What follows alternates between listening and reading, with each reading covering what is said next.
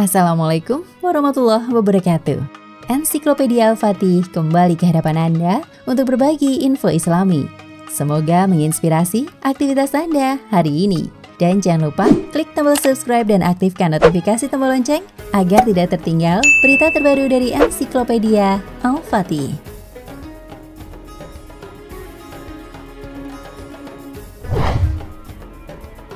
Yeremia adalah salah satu keturunan Bani Lewi bin Yakub. Ibnu Asakir mengatakan, beberapa riwayat menyebutkan ketika Yeremia berdiri di atas darah Yahya bin Zakaria yang mengalir dari Damaskus, ia berkata, "Wahai darah, kamu telah menyebabkan musibah bagi masyarakat lain, maka berhentilah kamu." Lalu darah itu berhenti mengalir, meresap ke dalam tanah lalu menghilang.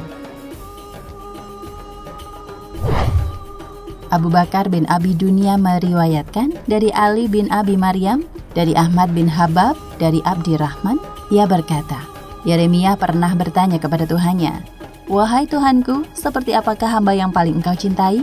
Tuhan menjawab, "Hamba-hamba yang paling aku cintai adalah hamba yang paling sering mengingatku, hamba yang selalu tenggelam dalam kefanaan dunia dan semangat untuk meraih kebahagiaan di akhirat. Hamba yang ditawarkan kehidupan dunia, ia membencinya. Namun jika terenggut darinya, ia merasa bahagia. Mereka itulah yang berhak untuk mendapatkan kecintaan dariku, dan aku akan berikan mereka lebih dari yang mereka harapkan."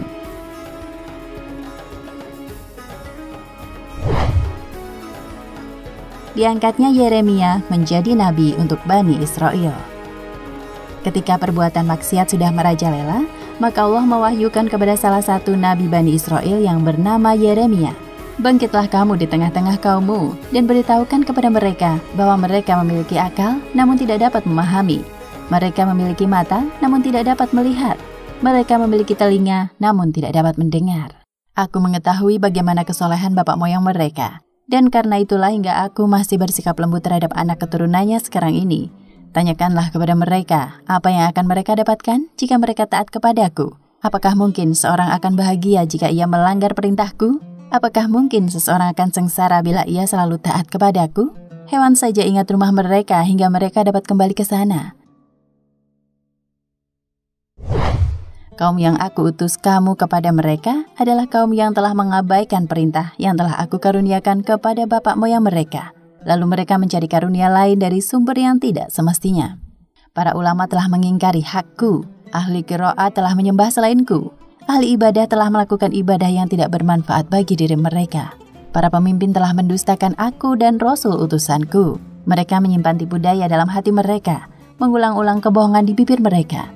Sungguh, aku bersumpah atas keagunganku dan kemuliaanku, dan aku jadikan generasi penerus mereka tidak pernah mengetahui apa yang mereka katakan, tidak pernah mengenali siapa mereka, tidak dirahmati tangisan mereka.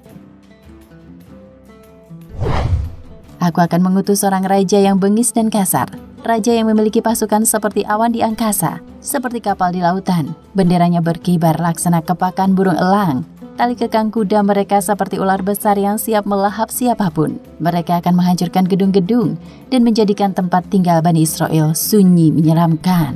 Sungguh celaka kota Elea dan penduduknya. Lihatlah bagaimana mereka dihinakan ketika dibunuh. Mereka dikuasai ketika diseret menjadi tawanan. Teriakan mereka disambut dengan teriakan lainnya. Ringkikan kuda berganti dengan lengkingan serigala. Istana yang megah berganti dengan kandang hewan buas. Cahaya pelita berganti menjadi kobaran api yang menjilat-jilat. Kemuliaan berganti menjadi penistaan. Nikmat berganti menjadi perbudakan. Kaum wanita mereka berubah aromanya menjadi aroma debum, dan cara jalan mereka yang lembut di atas permadani akan menjadi seperti orang berlari kalang kabut tak beraturan. Aku akan membuat daging tubuh para pelaku mereka menjadi pupuk bagi bumi, dan membuat tulang para wanita mereka menjadi sumber energi matahari. Aku akan mengirimkan bagi mereka berbagai macam bentuk azab. Kemudian aku jadikan langit sebagai atap besi bagi mereka, dan bumi menjadi lempengan tembaga. Maka jika aku turunkan hujan, maka bumi tidak akan menumbuhkan tanaman. Jika aku tumbuhkan pun, karena rahmatku untuk hewan-hewan.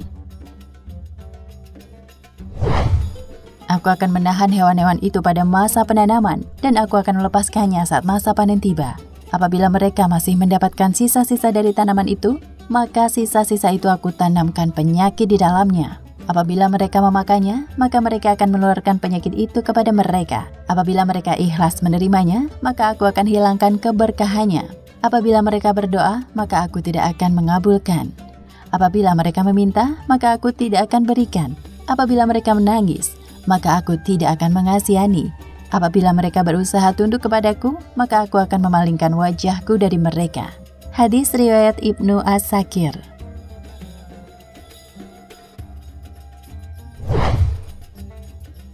Wahyu Allah untuk Yeremia. Ishaq al-Bishr meriwayatkan dari Idris dari Wahab bin Munabbih. Ia berkata, ketika Allah mengutus Yeremia kepada bangsa Israel, saat itu perbuatan maksiat sudah menjadi-jadi.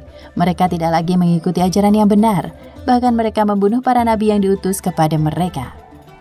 Keadaan ini segera dimanfaatkan oleh Raja Nebukadnezar, Raja Babilonia, yang ditanamkan di hatinya oleh Allah untuk menyerang Bani Israel. Karena Allah berkehendak untuk mengazab bangsa Yahudi yang telah menyimpang jalan melalui Nebukadnezar. Sementara itu Allah juga mewahyukan kepada Yeremia, sesungguhnya aku hendak membinasakan Bani Israel dan mengazab mereka. Maka bangkitlah kamu dan datanglah ke puncak Baitul Maqdis untuk menerima perintah dan instruksi dariku. Yeremia pun pergi ke puncak Baitul Maqdis. Di sana ia merobek bajunya dan menaburkan debu ke atas kepalanya. Lalu ia bersimpuh sujud kepada Allah seraya berkata, "Ya Tuhanku, aku berharap dahulu ibuku tidak melahirkan aku, daripada aku harus menjadi nabi terakhir yang diutus untuk Bani Israel, hingga runtuhnya Baitul Maqdis dan kebinasaan Bani Israel terjadi pada masaku."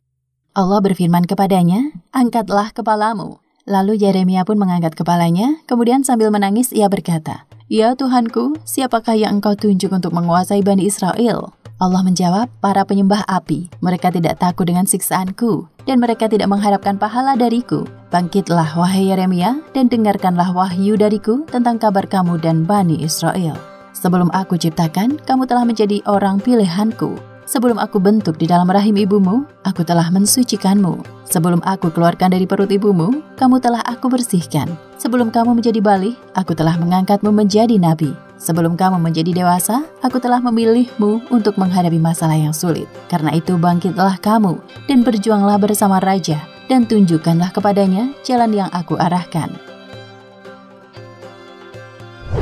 Maka Yeremia pun menemui raja untuk memberitahukan jalan tersebut. Wahyu pun datang untuk Yeremia secara berkala untuk mendapatkan petunjuknya. Hingga akhirnya Bani Israel semakin sesat dan terlupa bagaimana mereka diselamatkan oleh Allah dari musuh mereka Sinareb beserta pasukannya. Kisah ini bersumber dari Kisah Para Nabi Imam Ibnu Katsir. Wallahu a'lam bishawab. Nah pemirsa Ensiklopedia Al-Fatih, sampai di sini perjumpaan kita kali ini. Semoga menginspirasi.